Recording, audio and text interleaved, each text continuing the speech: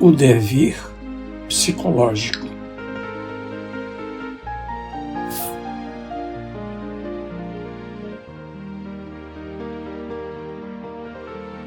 Por largo tempo, houve uma preocupação na área psicológica para encontrar-se as raízes dos problemas do homem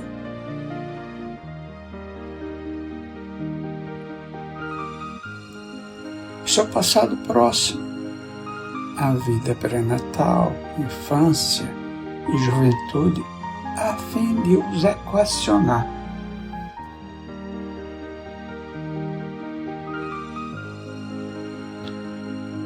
A grande e contínua busca produzia, não raro, um desesperado anseio para a compreensão dos fenômenos castradores e restritivos da existência no derrubar dela mesma.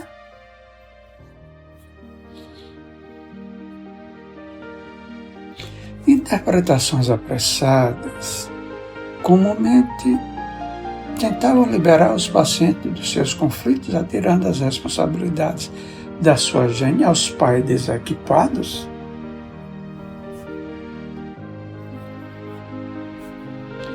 Uns superprotetores, outros agressivos, que na sua ignorância afetiva desencadeavam os complexos variados e tormentosos.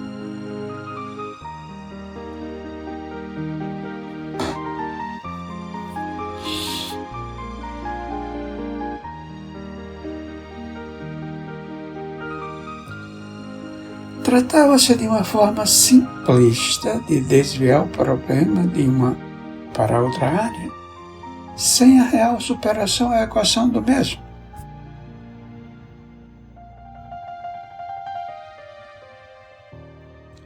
Os pacientes, esclarecidos indevidamente, adquiriam ressentimentos contra os responsáveis aparentes pelas suas aflições, transferindo-se de postura patológica. Em reação, na busca do que passavam a considerar como liberdade e independência daqueles agentes castradores e inibidores,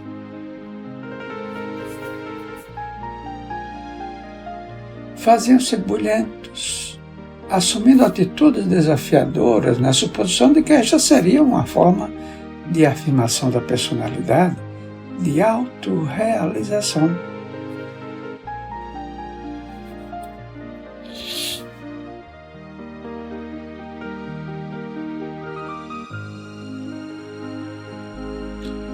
E o ressentimento inicial contra os pais, os familiares e educadores crescia, transferindo-se automaticamente para a sociedade como um todo.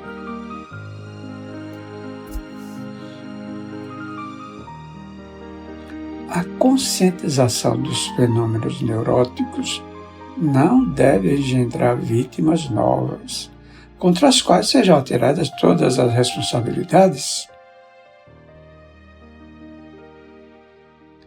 Isto impede o amadurecimento psicológico do paciente, que assume a posição injusta de deserdado da sociedade,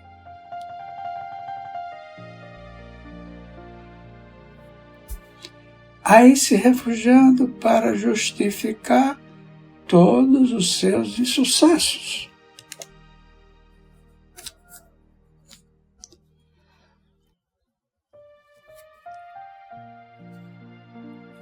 Sem dúvida, desde o momento da vida extrauterina, há um grande choque na formação psicológica do bebê,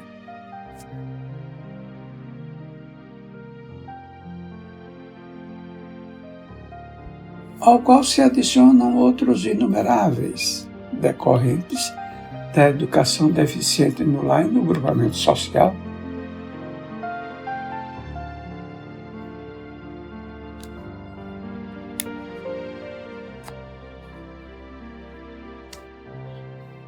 O mundo, com as suas complexidades estabelecidas e para ele impenetráveis, apresenta-se agressivo e odiento,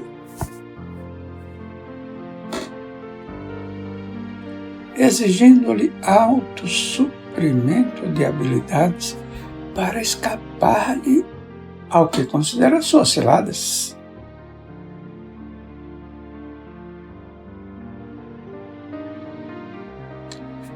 Nessas circunstâncias adversas para a formação psicológica do homem,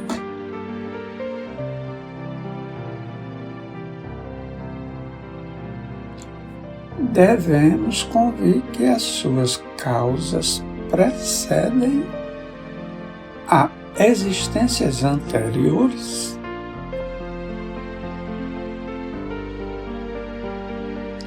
que formaram as estruturas da individualidade, ora reencarnada, responsáveis pelas resistências ou fragilidades dos componentes emocionais.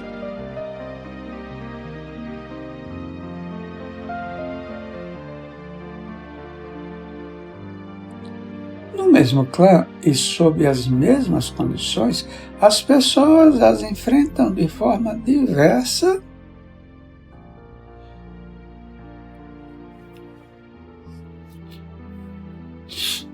desvelando nas suas reações a constituição de cada uma, que antecede ao fenômeno da concepção fetal.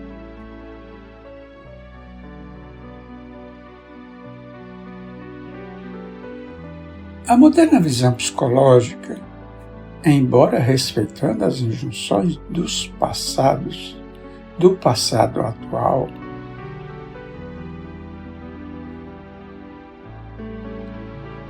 busca desenvolver as possibilidades latentes do homem, o seu vir a ser, centralizando a sua interpretação nos seus recursos inexplorados.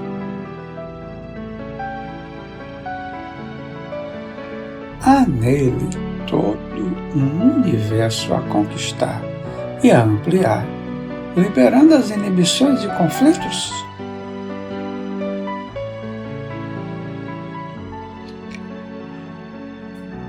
Diante dos novos desafios que acenam com a autorrealização e o amadurecimento íntimo,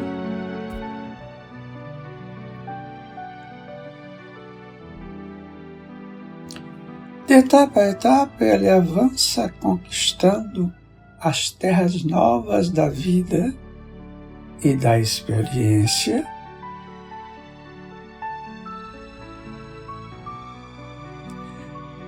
que se sobrepõem aos alicerces fragmentários da infância, substituindo-os vagarosamente.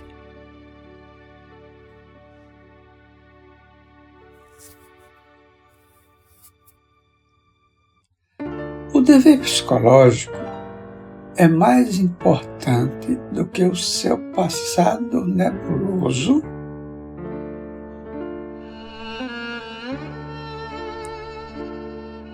que o sol da razão consciente se encarregará de clarear sem ilhas de sombra doentia na personalidade.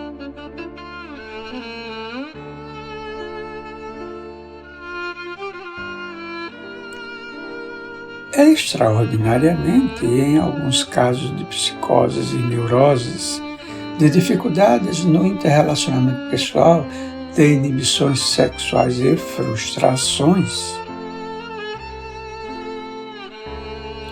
pode-se recorrer a uma viagem consciente ao passado, a fim de encontrar-se a matriz kármica e aplicar-lhe a terapia especializada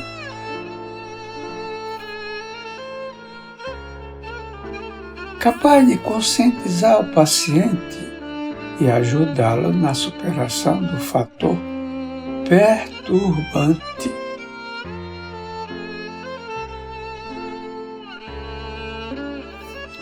Mesmo assim, a experiência terapêutica exige os recursos técnicos e as pessoas especializadas para o tentame.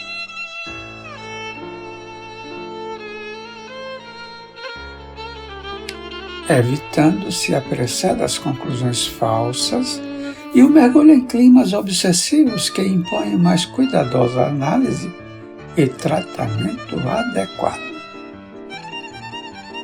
A questão, pela sua gravidade, exige siso e cuidados especiais.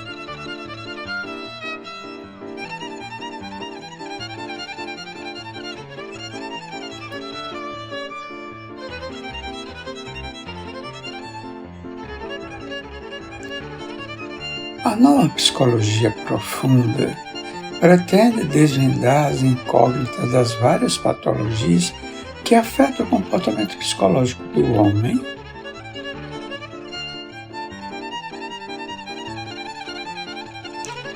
utilizando-se de uma nova linguagem e desenvolvendo os recursos da sua evolução ainda não escogitados.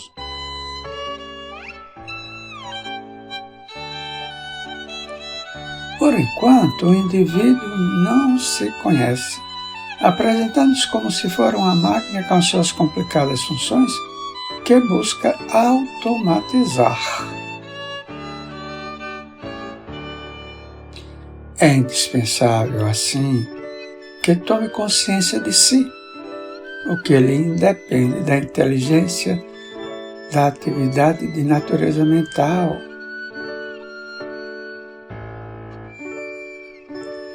A consciência expressa-se em uma atitude perante a vida, um desvendar de si mesmo, de quem se é, de onde se encontra. Analisando depois o que se sabe e quanto se ignora, equipando-se de lucidez que não permite mecanismo de evasão da realidade. Não finge que sabe quando ignora. Tampouco aparenta desconhecer se sabe. Trata-se, portanto, de uma tomada de conhecimento lógico.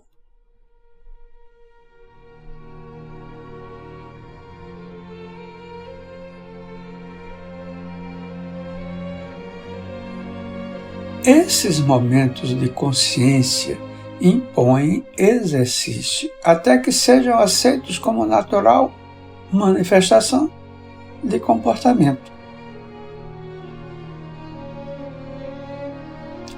Para tanto, devem ser considerados os diversos critérios de duração, de frequência e de largueza, como de discernimento.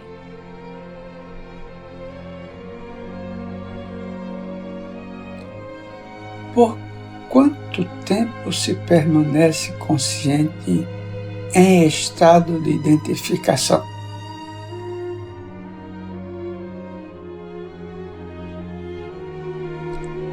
Quantas vezes o fenômeno se repete e de que o indivíduo está consciente?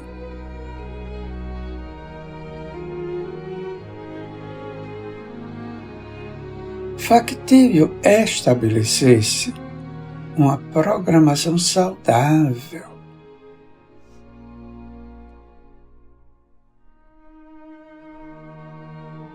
No painel existencial, no qual nada é fixo e tudo muda, torna-se inadequável a busca da consciência atual sem as fixações do passado, de modo a multiplicar os estímulos para o futuro, que chegará.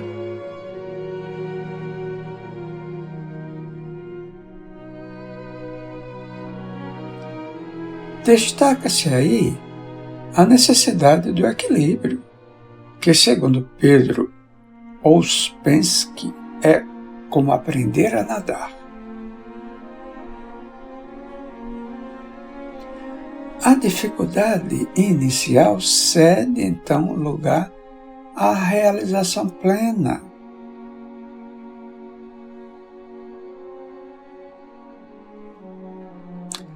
O homem amargurado que se faz vítima dos conflitos deve aprender a resolver os desafios do momento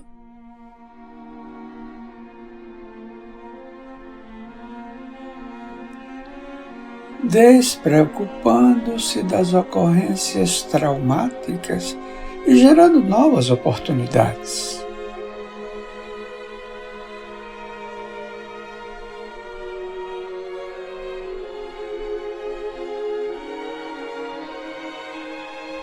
As suas propostas para amanhã começam agora, não aguardando que o tempo chegue,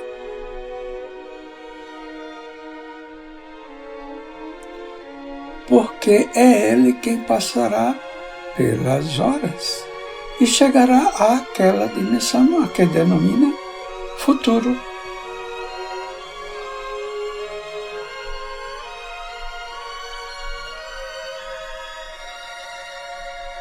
A estrutura psicológica social, soma de todas as experiências culturais, históricas, políticas, religiosas,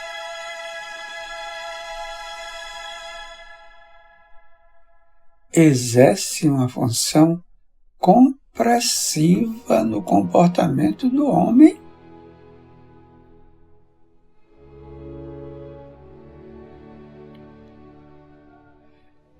que se deve libertar mediante o amadurecimento pessoal que elimina o medo, a ira, a ambição,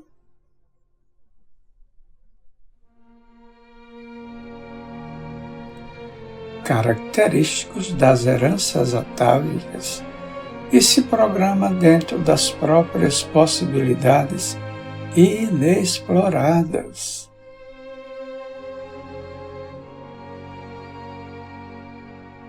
A consciência do vir a ser proporciona uma mente aberta com capacidade para considerar com clareza e saúde todos os fatos da existência, comportando-se de maneira tranquila, com possibilidades de conquistar o infinito.